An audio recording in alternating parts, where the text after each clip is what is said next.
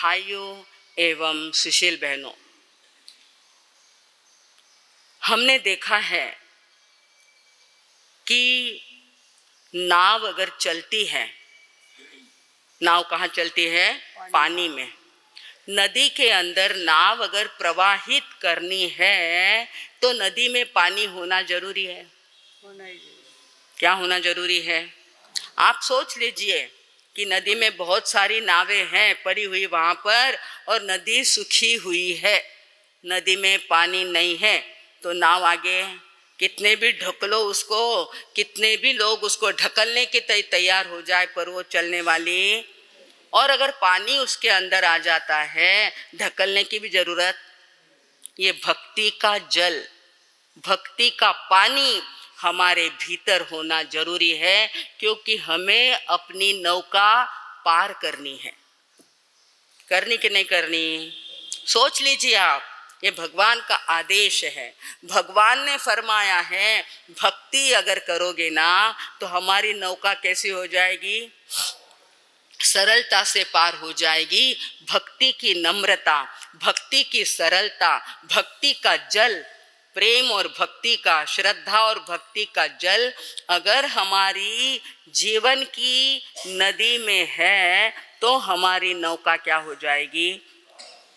पार होगी। नहीं तो अगर भक्ति से हृदय सूखा हुआ है, वृक्ष सूखा हुआ, ऐसा अगर वालू यानी रेती और पत्थर से भरा हुआ है और उसमें पानी नहीं उस पात्र के अंदर, तो कितना भी ढकलो, जबरदस्ती करो, आगे सरकने वाली। इसलिए हम लोगों ने इस भक्तामर की आराधना को प्रारंभ किया है। संपुट उसका निमित्त है, परंतु उस गाथा के कारण क्या कहता है वो श्लोक, क्या कहती है वो गाथा, ये हम देखने का प्रयत्न कर रहे हैं। और तीसरी बात, भक्तामर की इतनी गाथा फेरनी हो जाती है, 96 बार हो जाती है। वो बार बार बोलते बोलते कितनी बार? 96 बार। 48 गाथा है और 2-2 बार बोली जाती है तो कितनी बार हो जाती है? जिसको उच्चारण नहीं आते, शुद्ध उच्चारण जिसका नहीं, या जिसका भक्तामर पाठ भी नहीं है, कंठस्थ भी नहीं है, उसका भी क्या हो जाएगा? पाठ हो जाएगा ना। इसलिए ये भक्तामर की भक्ति हमने प्रारंभ की है। और आज का जो श्लोक है, आज की जो गाथा है ना भाइयों और बहनों, अत्यंत महत्वपूर्ण ऐसी गाथा है, क्योंकि इस गाथा के प्रारंभ में ही क्या आता है? देखिए ना, अपनी किताब नहीं लाए केतन भैया? मंगल स्मरण कहाँ है? आपकी कहाँ है? निकालिए। ऐसा नहीं हम तो ऊपर बैठे ना, सब नजर आता है। आपने ऊपर बिठाया है तो सब नजर आता है, किसका ध्यान किधर है, किसका ध्यान आत्मा की तरफ है, किसका ध्यान आने जाने वालों की ओर है, ये नजर आता है। भाई और बहनों, 5वीं गाथा में पहले ही अक्षर में क्या आया है? शब्द में क्या आया? सोहम। कितना बड़ा ये महत्वपूर्ण शब्द है भाई और बहनों। इसका उल्लेख आचारांग सूत्र के अंदर आता है, सिर्फ स्तोत्र में आता नहीं, शास्त्र में भी आता है। आचारांग सूत्र अपना अत्यंत महत्वपूर्ण 3200 आगम के अंदर ये महत्वपूर्ण आगम है और उसके प्रारंभ में ये गाथा आ जाती है। ये सोहम शब्द कैसे आता है मालूम है? सव्वाओ दिशाओं, सव्वाओ अणु दिशाओं, जो आगवो अणु संचरई सोहम। सोहम का अर्थ क्या है? वही मैं हूँ। सह अहम, ये संस्कृत भाषा का स्तोत्र है। इसीलिए आपको कहते हैं कि इस भाषा का ज्ञान अत्यंत जरूरी है। संस्कृत भाषा को बहुत महत्वपूर्ण अभी अभी सरकार के अंदर, शासन के अंदर दिया जा रहा है, तो अपने को तो इस बहाने हो जाएगा, धीरे धीरे थोड़ी थोड़ी बातें आ जाएगी, संस्कृत समझ में आ जाएगा। तो सोहम शब्द जो है उसका अगर अपन विश्लेषण करके कहें, सह अहम, सह यानी वह, वह यानी कौन? जो भगवान की आत्मा है वही मैं हूँ, वही मेरी आत्मा है। सिद्ध की आत्मा जो है वही मेरी आत्मा है। इस प्रकार की भावना, सह अहम, सो हम, सो हम, जब ध्यान कराते हैं आचार्य भगवान, बारंबार इस शब्द का उच्चारण कराते हैं, सोहम, वही मैं हूँ, मैं कम नहीं हूँ। भले ही कर्मों का आवरण मेरे ऊपर आ गया है, मनुष्य गति के अंदर मैं आया हूँ, परंतु जैन धर्म तो पाया है मैंने, जिन शासन को पाया है, ऐसे सिद्ध परमात्मा और ऐसे अरिहंत परमात्माओं को मैंने प्राप्त किया है।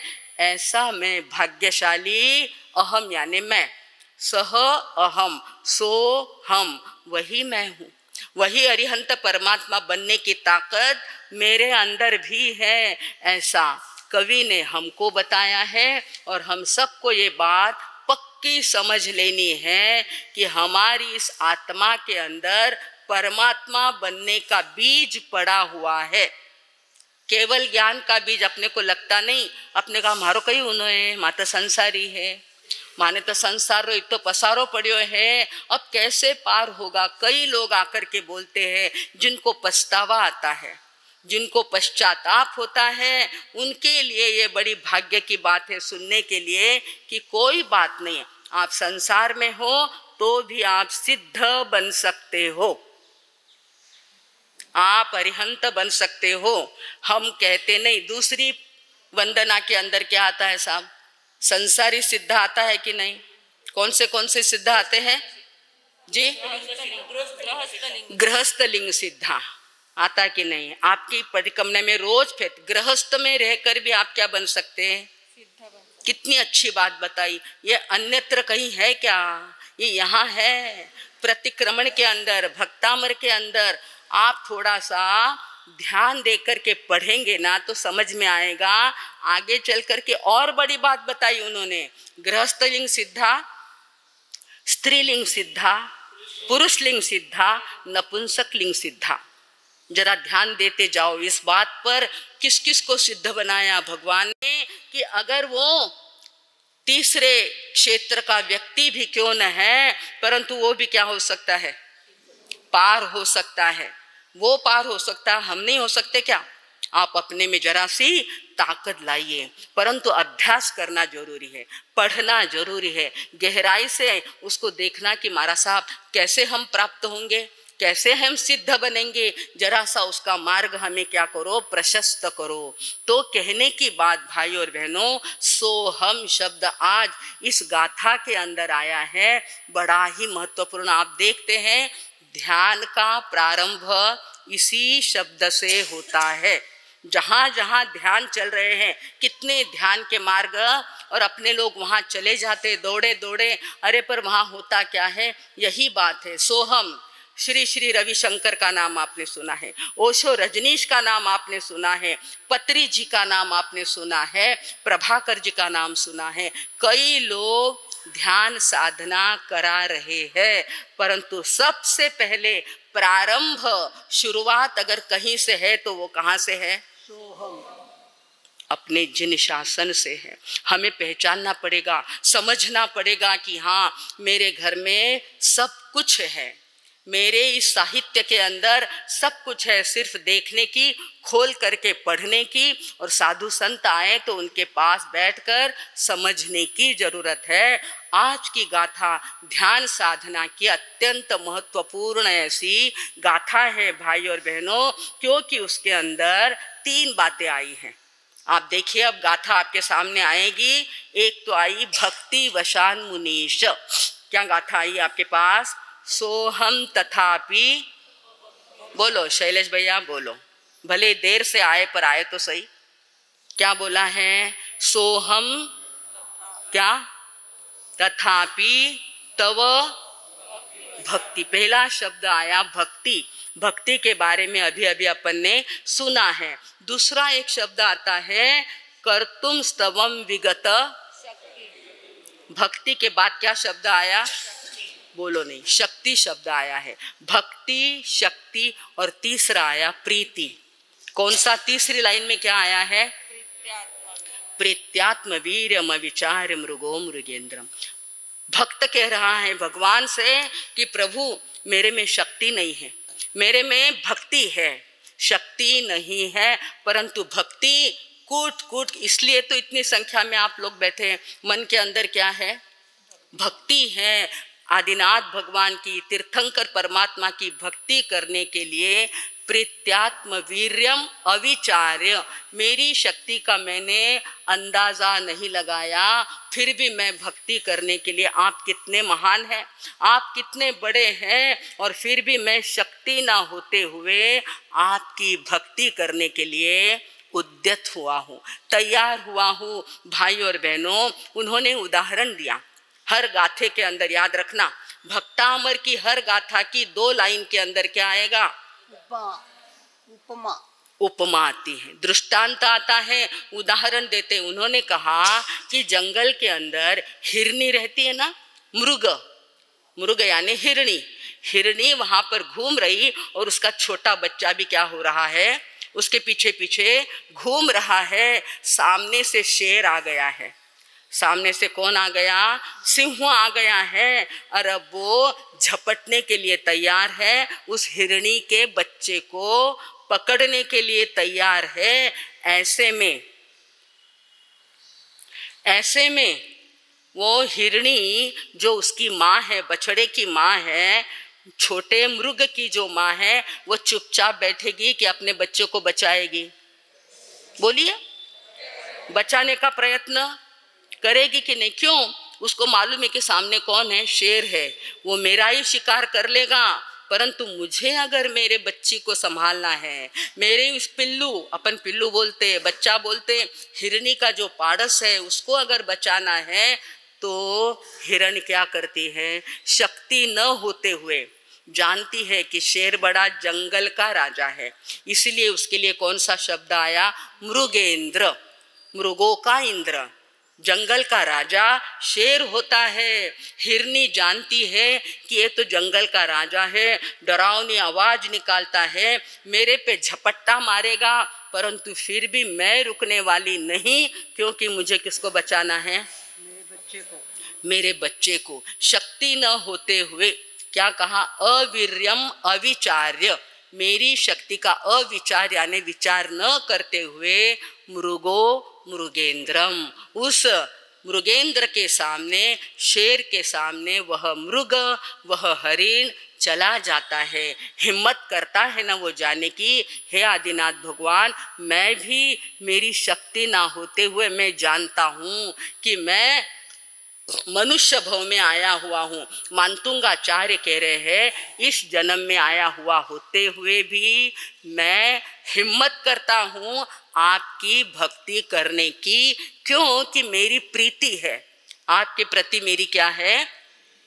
प्रीत्यात्म वीर्यम विचार्य मृगो मृगेंद्रम नाभ्येति किम निज शिशो परिप। निज शिशो, अपना शिशु, अपने छोटे से मृग को बचाने के लिए, परिपालनार्थम, परिपालन अर्थम यानी के लिए, उसका परिपालन करने के लिए क्या वो शेर के सामने नहीं जाती है? तो बोले जाती है। उसी प्रकार प्रभु मेरे अंदर भक्ति ना होते हुए भी, भक्ति वशात, शक्ति ना होते हुए भी भक्ति के वश होकर कर्तुम स्तवम, मैं आपका स्तवन करूँगा, मैं आपका स्तुति काव्य लिखूंगा। इस स्तोत्र की रचना करने के लिए शक्तिरपि प्रवृत्त, मैं प्रवृत्त हो रहा हूँ, ऐसा मानतुंगाचार्य कहते हैं। तो इस गाथा में 3 शब्द बड़े महत्वपूर्ण आए हैं। पहला है भक्ति, भक्ति वशान मुनीश। दूसरा आया शक्तिरपि प्रवृत्त, और तीसरा आया, इन तीनों को अपने अंदर अपने को लाना है। इन तीनों बातों को हमें अपने जीवन के अंदर लाना है। भाई और बहनों, इस प्रकार आज की गाथा थोड़ी आपको मेरी भाषा से कठिन लगा होगा, क्योंकि ये मार्ग, ध्यान का मार्ग ही कैसा है? मनोरंजन का नहीं है, कथा और कहानियों का नहीं है, ये मार्ग आत्मा का है। हमारे परमात्मा ने आत्मा की बात जब बताई है, तो उसके अंदर ऐसा थोड़ा, जब आप एमए और पीएचडी करेंगे ना, तब क्या होगा? डिलीट करने जाएंगे तो चौथी में रहो, तीसरी चौथी में रहो तो बात अलग है, परंतु आगे अगर बढ़ना है तो इन बातों को जानना अवश्य जरूरी है। भाई और बहनों, अब थोड़ा बहुत तो समझ में आया ही होगा। हरिण के बच्चे का और शेर का उदाहरण दिया है। उसकी ऊपर की 2 लाइनों के अंदर शक्ति, भक्ति और प्रीति की बात आई है, और उसी का अपन क्या करते हैं, मराठी अनुवाद देखेंगे। आपकी पुण्याई इतनी है कि आपके सामने किताब भले ही ना हो पर बोर्ड पे राजभोया ने हमने कहा कि भाई लिख दो जरा सा हमारे भाइयों के लिए, तो पढ़ सकेंगे। तो आपको अगर नजर आता है तो जरा देखिए, मैं पहले बोल रही हूँ, बाद में आप इसको रिपीट करें। मी शक्तिहीन परिभक्ति तुझी पुन्हा है, मी शक्तिहीन परिभक्ति तुझी पुन्हा है, स्तोत्राकडे मन बळे वळवीता है, स्तोत्राकडे मन बळे वळवीत आहे, प्रेमे शिशु सजपण्यास म्हणून जाय, प्रेमे शिशूस जपण्या म्हणून जाय, सिंहासमोर हरिणी बलहीन माय, सिंहासमोर हरिणी बलहीन माय, सिंहासमोर हरिणी बलहीन माय, सिंहासमोर हरिणी बलहीन माय।